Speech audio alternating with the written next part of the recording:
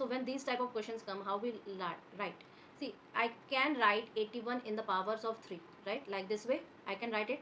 Okay, so now how can my equation becomes? My original equation becomes 3 to the power 4x plus 1 minus 2 into 3 to the power 2x plus 2 is equal to 3 to the power 4. Now we will assume let y is equal to 3 into 2 to the power x. Okay. Our screen is not visible. So y is equal to 3 to the power 2x. Right? This is where we assume. Now we can rewrite some of the things like 3 to the power 4x plus 1 is equal to 3 to the power 2x to the power 2 into 3. So we can write it as y square into 3, or we can write it as 3y square.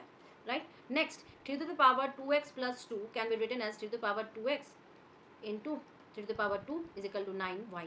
Okay, 9y. So now finally what my equation becomes? My equation becomes 3y square minus 2 into 9 into y is equal to 81, or I can bring 81 here, so minus 81. 3y square minus 18y minus 81.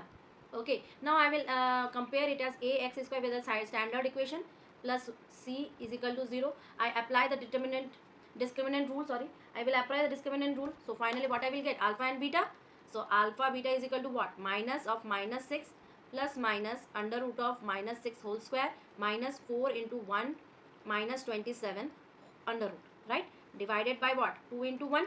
So I can get alpha beta is equal to what? 6 plus minus under root of 36 plus 108, right? Divided by 2. So what I get, beta? I get my alpha is equal to 9 and beta is equal to minus 3. So minus 3 will be rejected, but why? Because y is equal to 3 to the power x and it is must be greater than 0, right? So my this part of beta is rejected. So finally what I have? Y is equal to 3 to the power x is equal to 9, or I can say 3 to the power 2.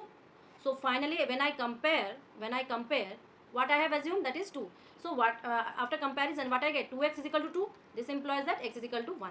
Okay, this implies that x. So the complexity, see the complexity, the equation is given